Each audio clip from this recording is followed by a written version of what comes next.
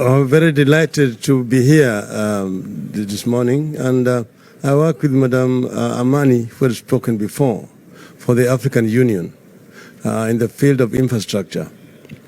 We all now agree that the aid era impoverished Africa, and that what Africa needs today is trade and investment. This is what has been accepted. But then the constraint here are two major factors. As Madam Amani said, the Africa Free Trade Area Agreement came into effect a few days ago. It has been recognized that Africa trades very little with itself. The inter-African trade is only about 15%, whereas the inter-European trade is 70%. In Asia, it is 50%. But then how does Africa trade with itself? Or what are the constraints? One is infrastructure. It's a major constraint to inter-African trade. Madame Sylvie here has told you she comes from Central African Republic, a stone throw away from Kenya. But how does Kenya trade with Central African Republic?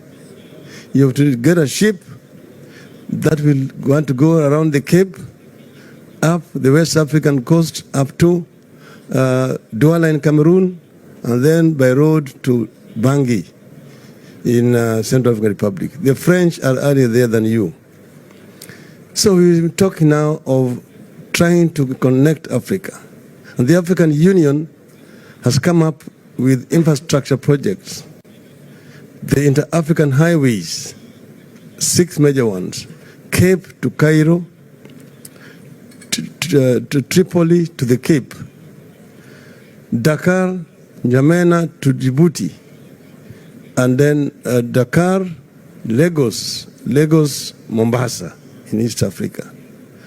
Then there is Trans-African Beltway, the railway line from the port of Lamu in Kenya, through Juba in South Sudan, Bangui in Central African Republic, to the Cameroonian port of Douala, to create a Trans-African highway, railway line that links the Atlantic Ocean and the Indian Ocean and opens up these landlocked countries in the interior of the continent. That will make the trade easier within the continent. The other constraint is energy. Energy, because most of the African countries export many commodities.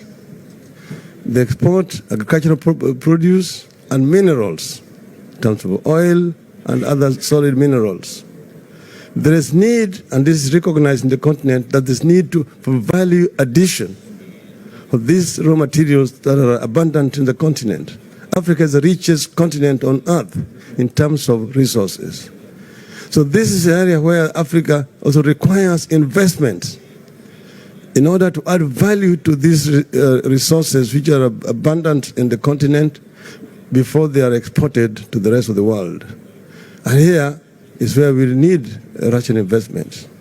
First, energy, because most of African countries are energy deficient. Some of our countries have oil, like Angola, Nigeria, Egypt, and so on, but others don't. That here we have, for example, a huge hydroelectric potential in the Congo River called the Inga Dam, with the potential to produce 110,000 megawatts of power.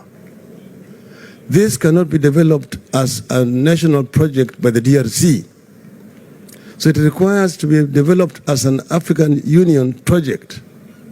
And investment is required in order to be able to tap this potential and interconnect the continent.